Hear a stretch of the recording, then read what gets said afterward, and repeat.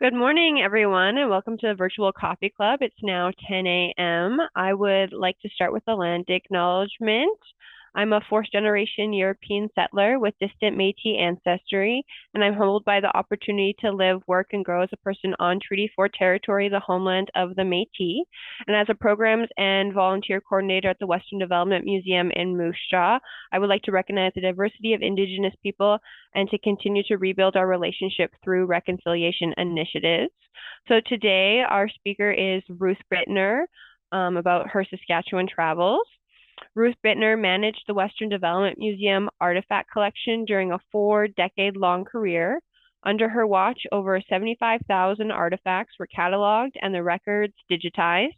She co-curated Saskatchewan centennial exhibits, including an illustrated 100-year timeline of Saskatchewan's history at WDMs in Moose Jaw, North Battleford, and Yorkton, and in 2015 was recognized by the Canadian Museums Association with an award for distinguished service. Ruth loves to write about Saskatchewan people and places. She penned her first stories for Prairies North, a magazine of Saskatchewan, in 2011, and she has contributed to every issue since mid-2016. She's also given numerous presentations of her Saskatchewan travels to groups in Saskatoon and area. So now I'll pass it over to Ruth for her presentation. Good morning, everyone. I'm happy to be with you and to share a little bit of my Saskatchewan adventures. I started out in Saskatchewan centennial year to visit 100 Saskatchewan places. I thought 100 years, 100 places, that would be a good project. And I also thought I should go to a place that begins with each letter of the alphabet. That was just the beginning, and I got hooked big time. In the 12 years between 2005 and 2017, I visited every dot on the Saskatchewan highway map south of the 54th parallel. That's the east-west line, just north of Waskesiu, 900 and some places in all. So here's a little bit of a tidbit to get us started. Did you know East End is in the west, West Bend is in the east, South End is in the north, and North Portal is in the south. Only in Saskatchewan, you say. So let's start with the first letter of the alphabet. Let's start at Avonlea. Avonlea is southwest of Regina, not very far, less than an hour, I would say. We had looked for the Badlands, which we'd heard about on at least 2 occasions and had not been able to find them. There is no way that you can see them, even though the highway goes by less than a half a mile from the actual Badlands. And you can see that land as flat as a pancake drops off into this amazing vista of hoodoos and all kinds of formations that invite adventurers, I guess. The land is dry, and in the mornings, particularly, is a good time to visit because in the afternoon it can get up to 40 degrees in the heat of the afternoon. Some of the formations are made out of bentonite, which is a type of clay used in everything from kitty litter to cosmetics and treatment for acne. There's another view of me standing among the gullies that have eroded on the soft sandstone formations. Next, under the B, Big Beaver. Big Beaver is about a stone's throw from the US border, population of about 10. Up until last year, Ost's General Store was in operation. It had been running since 1928 and was truly one of the most long-lasting general stores in the province. And the motto on the on this that the store operated by was, if we don't have it, you don't need it. There was everything in that store from cornflakes to cowboy boots. It's a really interesting place. And until recently, it was a stop on the Big Muddy Castle Butte Outlaw Caves tour organized by the Coronet Tourism. Next, we're going to Bean Fete. Don't you just love my pronunciation? But that's the way people down there pronounce the town's name. It's a coal mining center. It has been mining coal there since the 1880s, but not with a dragline bucket like this. This bucket is so big that you could probably drive a vehicle into it. I think it holds 100 cubic yards or something like that. I have been touring the area with my brother, and he can talk to anybody about anything. And he talked our way into a tour of the actual machine and into the bucket, as you can see here. Next, we are in Buffalo Narrows, a little bit farther north. 500 kilometers northwest of Saskatoon. It's on the far side of the narrow channel that separates Churchill Lake and Peter Pond Lake. Until the bridge opened in 1981, an all-season ferry operated 365 days a year, which I found very interesting. I would have thought that far north the waters would freeze over, but that was not the case. When there was a mine being built farther north in the province, all the supplies had to go through this area, through Buffalo Narrows. They had two ferries, I was told. One of them was called the Back and Forth, and the other was called the Forth and Back. Buffalo Narrows began as a Dene settlement. And near Buffalo Narrows is the Sand Dunes Buffalo Narrows Sand Dunes Park, which is 10 kilometers of sandy beach along the shores of Peter Pond Lake. It's almost tropical looking. The sands are so fine and beautiful. Next, we're going to Cannington Manor in the southeast. It's not too far from Moose Mountain Provincial Park. Cannington Manor was a British settlement, an English settlement, where the aristocrats, I guess you might call them, wanted to recreate English-style country living. They brought important things with them, like their grand pianos and their tennis rackets and the family silver.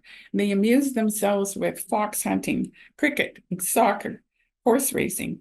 But when the railway came through, it bypassed Cannington Manor, and that spelled the doom of that community.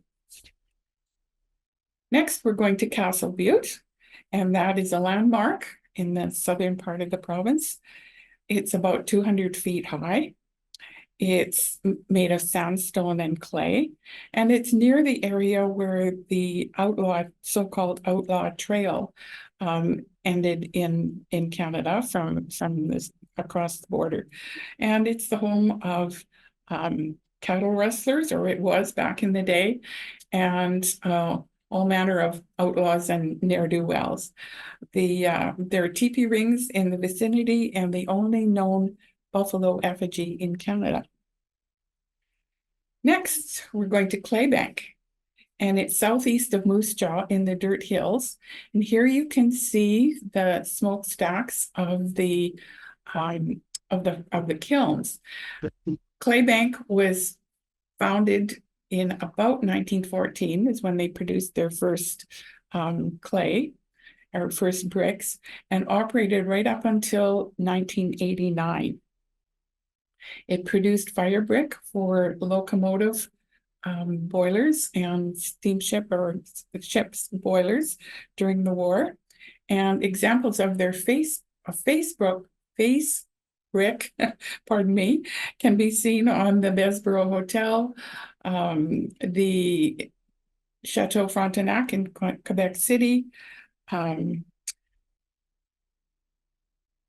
cathedral at Gravelbourg, and numerous other places. Fire brick from Claybank was even used, so they say, on the launch pad of NASA's space program down in Florida. Here you see the interior of one of the ovens, or the clay ovens. Making bricks was a very tedious process, most done by hand. And the process for one batch of bricks took, it was a matter of several weeks because of the time it took to heat and cool the bricks. Now we're on to Cumberland House. Cumberland House is a Métis community in the eastern part of the province along a notorious stretch of gravel road between the E.B. Campbell Dam and Cumberland House. In fact, just yesterday, I saw a news clip, I guess it was, of the road that is totally impassable right now. The folks that live in Cumberland House are totally isolated because the road is so muddy. But it's the oldest continuous settlement in Saskatchewan, and this year it's celebrating its 250th anniversary. We had talked about making a trek up to see, or to the celebrations, but if the road's anything like the presentation I saw yesterday indicated, there's no way we'll be going. The historic park here contains the boilers from the boat, the ship, the sternwheeler, the Northcote, which was part of the Battle of Batoche.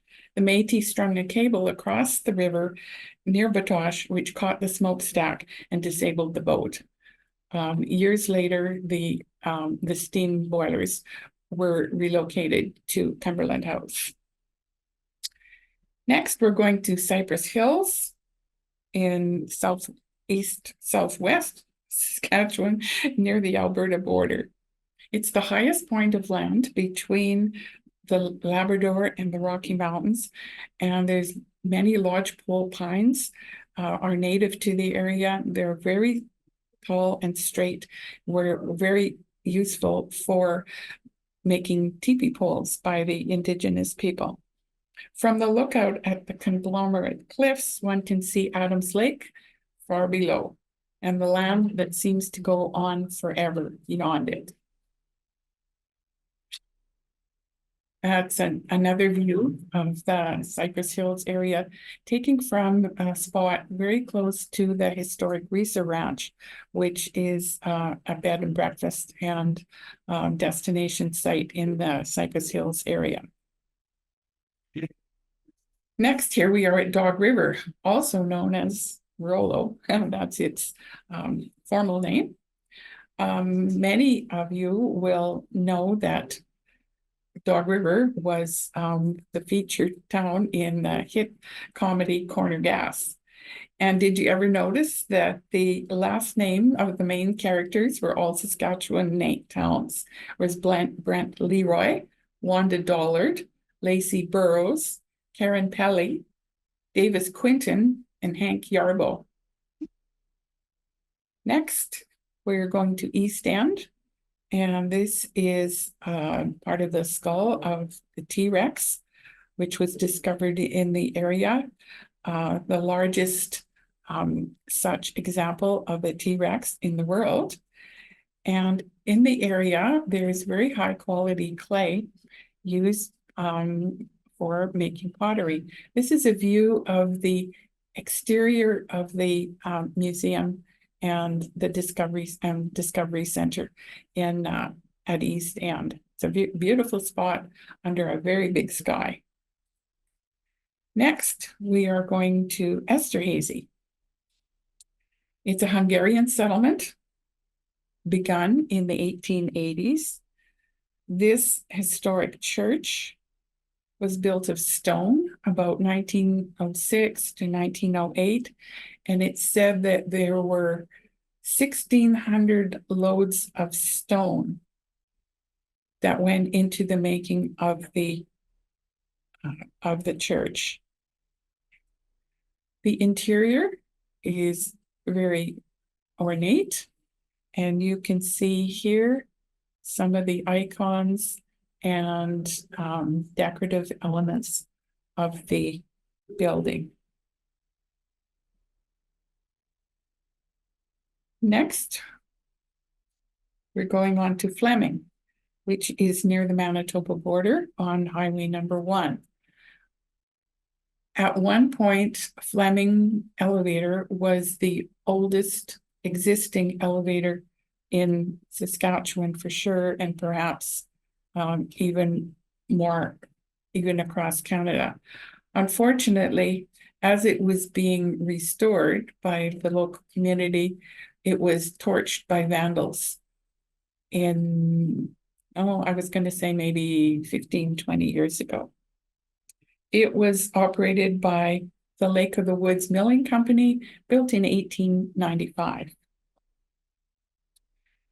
Next, we're on to Fort Carlton, which is west of Duck Lake, and it was a Hudson Bay Trading Company post from 1795 to 1885. It was a major supply post for travelers between Red River and Fort Edmonton, and the site of the signing of Treaty 6 in 1876. It has now been reconstructed as a historic park. Next, we're at Grasslands National Park, which I think is a place that everyone in the province should see. The West Block is straight south of Swift Current, near the village of Val-Marie.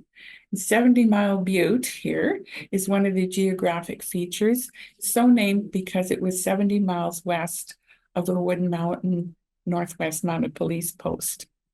It's a land of buttes and coulees and wildflowers, as you can see here, coyotes, bison, and prairie dogs. Here they are. Here we go. Little prairie dog colony. It's the only prairie dog colony in Canada, to my knowledge. And did you know that the grasslands are among the most threatened ecosystems in the world? Moving on, we're going to Halford. It's a Ukrainian community west of Blaine Lake. We just happened to be touring the town when a caretaker, I think it was, invited us to come in and have a look at the place, which was very, very ornate. And in Halford, you'll see that the street signs are in both English and Ukrainian. Moving on, we're going to Herschel. Herschel is northwest of Rosetown. The residents here turned the old school into Ancient Echoes Interpretive Center. The museum offers tours of the nearby coulees, and in one of the tours, you can see a petroglyph here, which is a rock carving by Indigenous people hundreds of years ago. There's also teepee rings in the area, and it's a very interesting spot to tour. Now we're at Indian Head, east of Regina on the Trans-Canada Highway. It's thought that the first grain elevator built in Saskatchewan was either in Indian Head or Moosomin, and at its peak, Indian Head was thought to have 12 grain elevators and one flour mill. An amazing amount of grain was grown in that area. It is also the home of what was called the Bell Barn. Major Bell had operated a farm of some 50,000 acres back in the 1880s. The stone barn here that you see has been recreated with the same stones a little bit to the north of where the original barn was built. Summer follow was first practiced in the area in about 1885, rather accidentally, when preoccupation with what was going on near Batoche with the Northwest Resistance delayed seeding for a year. And it was discovered that crops grew better the following year when they had not been tilled the year before. Next, Jackfish Lake. This is an aerial view taken from a helicopter, which my brother gave me a ride on, which was quite an experience in itself. And you can see that there's a line of cottages strung out alongside or along the shore of the lake. Next, we're going to Kamsack. Kamsack is northeast of Yorkton. The Doukhobors settled in the area in 1899. 7,000 of them immigrated to Canada that year with the help of Quakers and the Russian writer Leo Tolstoy. A little known fact is that in 1944, a tornado tore through Kamsack, demolishing some 400 homes and 100 businesses and taking the lives of 3 people. Did you know that you can take a train in Kamsack for the long, slow trip to Churchill, Manitoba?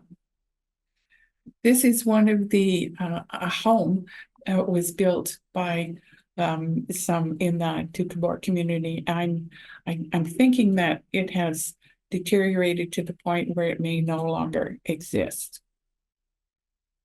Next, we're going to Kerrobert in west central Saskatchewan, north of Kindersley. This was Allen's barn, which was originally a piggery, and every year the high school students of the town decorate the barn with their names and all manner of graffiti, I guess you might say. Next, we're off to the Killdeer Badlands, which are in the east block of Grasslands National Park near the US border. It's a very remote site with few amenities, but it's a very beautiful spot full of interesting landforms and buttes and home to all manner of wildlife, even, I understand, rattlesnakes and other creatures. Okay, now we're off to Leader. This is southwest Saskatchewan, north of Maple Creek, near the Great Sandhills. We only found this place because we were following Robin and Arlene Carpin's book, Saskatchewan's Best Scenic Drives. Otherwise, this place would have been unknown to us. Leader was originally a German settlement and named Prussia, but during the First World War, that was not a very appropriate name, so the town's name was changed to Leader. Nearby, one person named Horseshoe Smith built what was then called North America's largest barn. This is a model of it, which has now been moved right into the town. But the original barn was 400 feet long, 128 feet wide, 60 feet high, and the materials that went into it included 1.5 railway cars full of nails, if you can imagine. That barn was so big that it could house 600 head of cattle. Unfortunately, Horseshoe Smith died shortly after the barn was built, and it was taken apart, it was dismantled, and the lumber used for other building projects in the area. There are some roadside attractions in the Leader area, including these kangaroo rats. Next, we're going to Lapin. This is a Ukrainian church built about 1917. It's the most unique, I would say, Ukrainian church of all the ones we've seen in our travels, because of its 7 domes and its steeple-shaped structure at the beginning, or at the front, I should say. There's another view. It makes you wonder how they could construct such an intricate structure back in 1917 or so. Next, we're going on to Mantam. It's a village southwest of Leader. Its claim to fame, as you can see here, is the site of the landing of Steve Fawcett's hot air balloon. He was attempting to travel from Korea, South Korea, to across the Pacific, and rather unceremoniously and unplanned landed at Mandam in 1995. Next, we're on to Munster. This is east of Humboldt, and this is St. Peter's Abbey, built about 1910. In 1906, there were about 6,000 settlers in St. Peter's colony. During the late teens, the interior of the building was painted by the German immigrant Count Berthold von Imhoff, who came to Saskatchewan after a few years in Pennsylvania. There are 80 life-sized figures painted on the walls and ceiling of the chapel. Next, the Nisbet Forest. This is between Duck Lake and McDowell. And who knew that there were so many different kinds of orchids growing in such a place? The Nisbet Forest was named after Reverend James Nisbet, who is the founder of Prince Albert. It was a very boggy kind of a place. We went with a guide from Nature Saskatchewan and discovered all kinds of interesting plant life, including these yellow lady slippers, but there are also roundleaf orchids and pitcher plants. Pitcher plants are the provincial emblem of Newfoundland, but they were thriving in this spot in the Nisbet Forest. Next, we're off to Nastoyak Falls, which is southeast of Stanley Mission, where the Rapid River flows into the Churchill. We hired a boat and a guide to get to this spot, which was a very dramatic scene. But on the way back, in the aluminum boat, we were caught in a lightning and thunderstorm, which is a bit terrifying, but we managed to make it without any incidents. Now we're off to Ogama, which is generally south and a bit west of Regina. It's the home of Southern Prairie Railway. The station was moved in from Simpson, Saskatchewan, and restored by the local folks there. They acquired the engine and passenger car from the US, and they operate now a tourist excursion to the village of Horizon, which is a bit to the west of Ogama. Here you can see the locomotive and the elevator in Horizon, which passengers can get off and go and explore the elevator.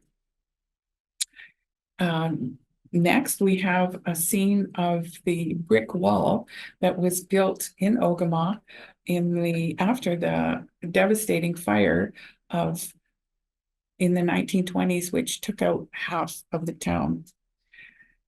Unfortunately, the brick wall, as you can see here, was taken out by a windstorm in 2021. So that landmark is no longer existent. Moving on, we're going to Outlook on the South Saskatchewan River. This is a former railway bridge and was converted to a pedestrian bridge. Unfortunately, because of the condition of the structure, it has now been closed to pedestrians. The bridge itself was constructed about 1910 or 1911. Part of its materials were actually part of a bridge over the St. Lawrence in Montreal. The deck is 150 feet above the river. When it opened in 1912, it had the highest concrete pillars of any bridge in the world. And the bridge itself is about 3,000 feet long. Coming up to the Peace, we are in Paddockwood. Paddockwood is northeast of PA. It's a very small community. Its claim to fame is as the first Red Cross outpost hospital in the British Empire. The building itself no longer exists, but this cairn marks the spot. The outpost hospitals were very important back in the day when small communities were isolated and there were few medical facilities nearby. They were usually staffed by nurses. On to Pemmican Portage, which is adjacent to Cumberland House. We happened to be there just as the Canada 150 Centennial Canoe Race was about to land in Pemmican Portage. We wondered why there were so many cars heading for the river. And that's when it dawned on me that the voyageurs were about to land. I had gone actually to see the flotilla, I guess you might say, of canoes down by the Borden Bridge a few days earlier. But here we were just as the canoes were coming into the town. Next, we're moving on to Pontex, which is southeast of Swift Current. It was founded by a Catholic priest from France. And here we have a roadside attraction. Again, Saskatchewan has lots of these. It was a skeleton or a fossil, I guess, but plesiosaur was unearthed in the area in 1993. And so that's why the roadside attraction was built to attract people to the town. On to Quill Lake, northwest of the Quill Lakes, east of Saskatoon. It's an international bird area of global importance where thousands of ducks and geese and sandhill cranes, all manner of migrating birds, stop over, I guess, on their flights either north during the spring or south during the fall migration. The average depth is only 1.5 meters. Big Quill is Canada's largest saline lake.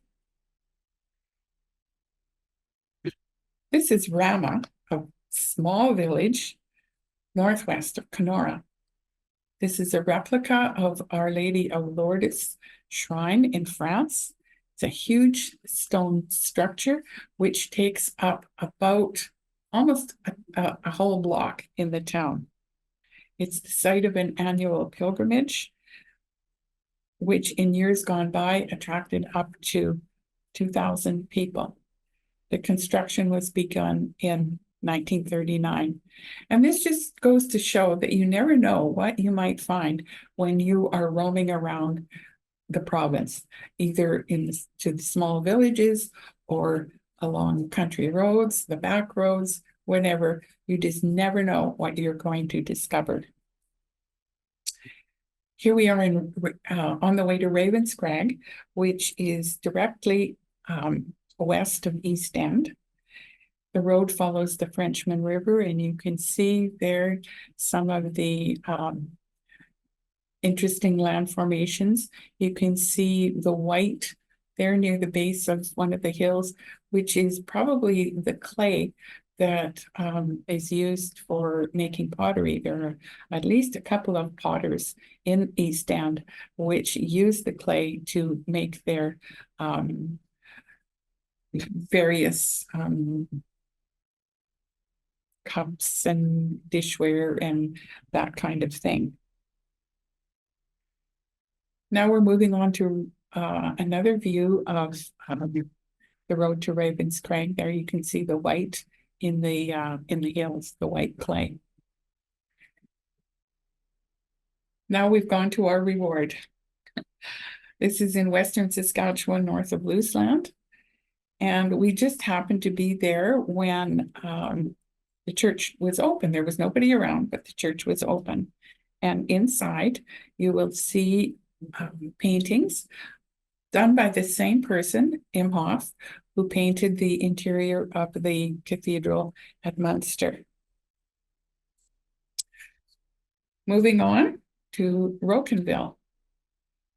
This very interesting and unique looking building was the site of the factory that Ernest Simmons built to manufacture his famous oil cans.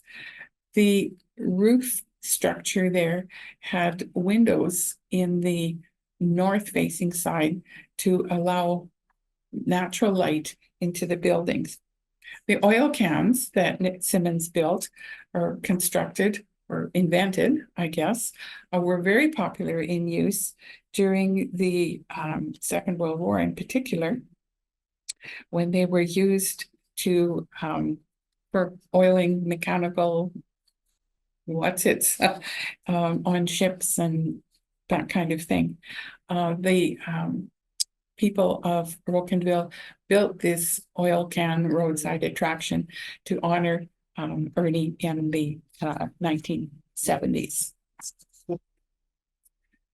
Moving on to Roche-Percé, we called it if you're from Estevan. It's in the extreme southeast, and it's named for the sandstone rock outcroppings, the pierced rock, which part of it has since collapsed. Travelers have carved their names into the rock for well over 100 years. The Northwest Mounted Police camped here on their march west in 1874. Next, we're at Rock Glen, which is in south central Saskatchewan in the Wood Mountain uplands, which is one of only 4 unglaciated areas in North America. The others are in Cypress Hills, Porcupine Hills in Alberta, and in the state of Wisconsin. This is Oliver, built to honor, I guess you might say, a tusked mastodon found just west of Rock Glen. It's crafted mostly out of old farm equipment, salvaged from an Oliver farm equipment dealership in the area. Hence his nickname is Oliver.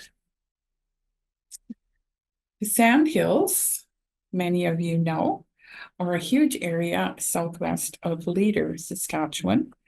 They're about 750 square miles in area. Some are as high as 50 feet. In Canada, they're second only in size to the ones in the Athabasca Sand Dunes, which are in the extreme northwest of Saskatchewan. The access to the Sandhills are through Scepter, little village, and I particularly like this mural, which recreated the look of an old telephone switchboard operator and old magneto-type phone. The other mural here honors the local baseball team that played in the Western Canadian Championships against the Indian Head Rockets, an all-black team in the 1940s and 1950s. Moving on to Shiloh, which is north of Maidstone. There we go.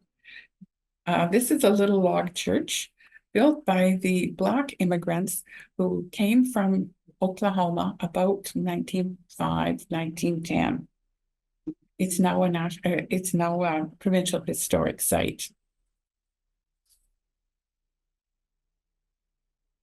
We are in Smiley.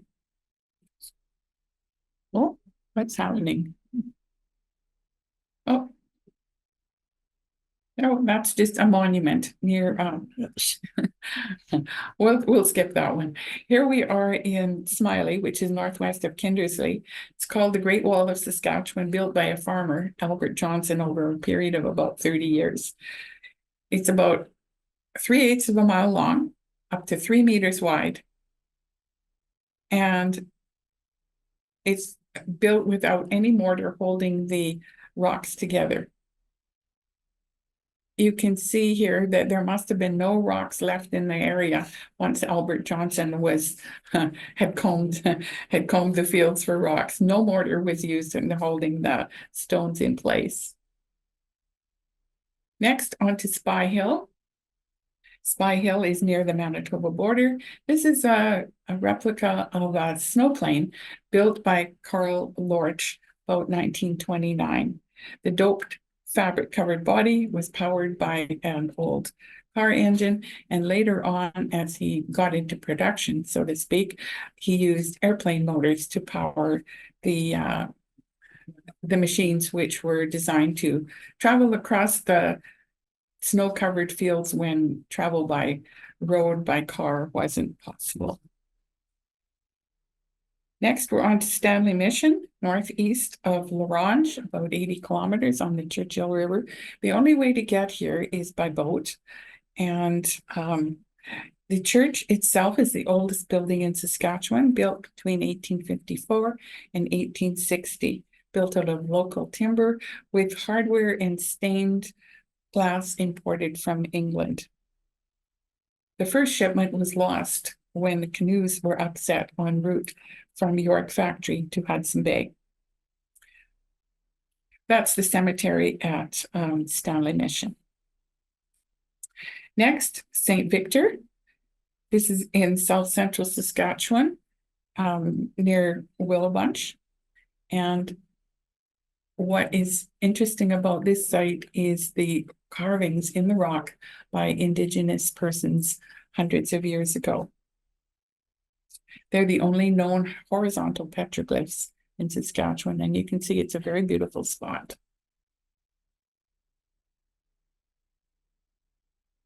This is a recreation of some of the symbols that have been that were found in the rocks. If you're there during kind of afternoon, it's hard to see some of the carvings, but in the evenings when the light is lower, they are much more visible. We're moving right along now to Summerberry. I was just attracted by this house. We had stayed at a B&B in the area, asked what there was to see, and the host arranged for us to have a look at this incredible house called Gestingthorpe, built in 1890 by the Sargent family. He was a gentleman farmer who didn't do any of the work himself. He hired others to do all his farming work. Unfortunately, the building is crumbling into destruction. Turtleford is next. And this is Ernie, Canada's largest turtle. It's a roadside attraction built in 1983 to commemorate the community receiving town status. Here we are now in Unity. This is the salt plant there, the Sifto salt plant, which was opened in the 1940s. Unity had its own natural gas system as early as 1944. This is Peter Verrigan's home and prayer home in Verrigan, near Kamsack on Highway 5. And as I mentioned earlier, 7,000 Doukhobors immigrated to Saskatchewan in 1899. Many settled in communal villages around the Kamsack, Kenora area. Others settled in the Blaine Lake district. The grill that you see, the fancy grilling that you see on the building there is made out of metal. The prayer home was in the main floor, and the Doukhobor, or the residence of Peter Verrigan, was up on the second floor.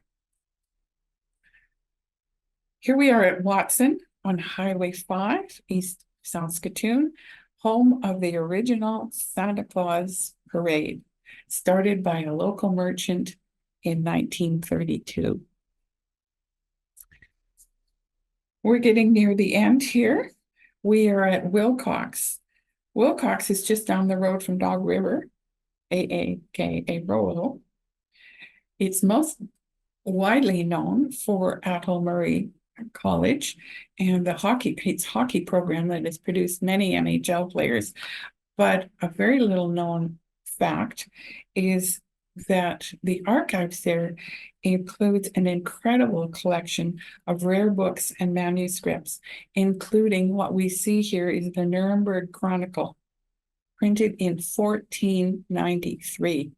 That blew my mind when I could actually see something this old housed in an unlikely spot in a Saskatchewan museum.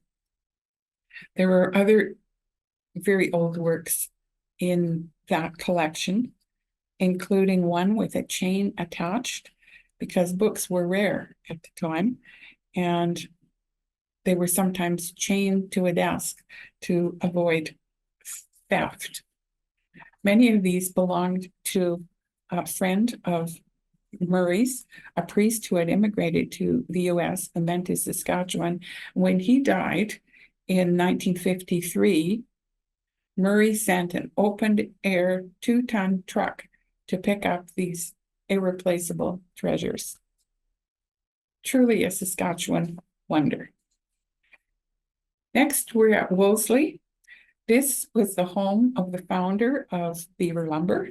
Some of you may remember Beaver Lumber had lumber yards in all across Western Canada.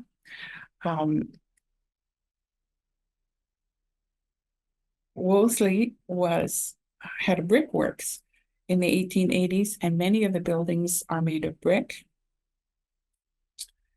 Wolseley also had a demonstration garden created by the CPR. The idea was to create gardens around some of the railway towns to show immigrants what could be grown in Saskatchewan. Wolseley Courthouse is the oldest in Saskatchewan, and here this is the Opera House built in 1906. Next, fortunately for me and my ABC adventure, Saskatchewan has the only place in Canada that had a town that started with X. It was on the Grand Trunk Pacific alphabet line between Watrous and Yonge. There's nothing left except the sign.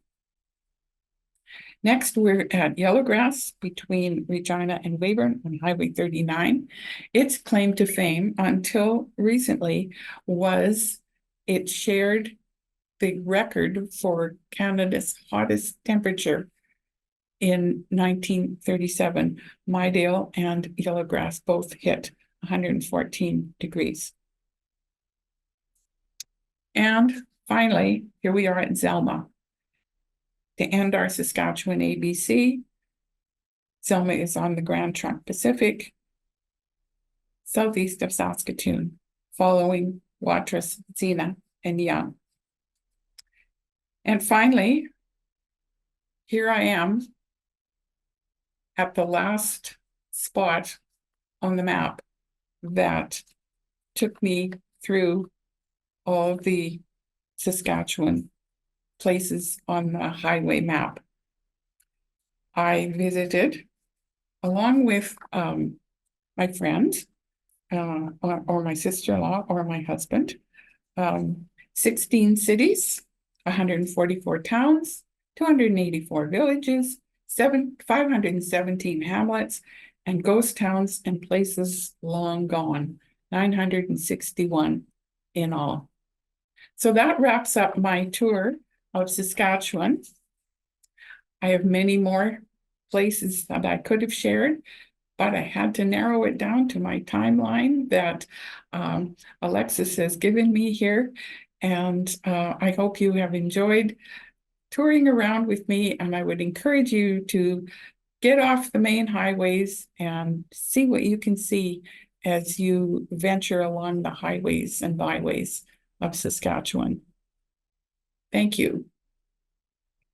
So I want to thank Ruth for her amazing presentation. And I think we're going to end our coffee club today. If you'd like to join us next month on June 27th, Dale Johnson will be presenting about the General Motors in Regina.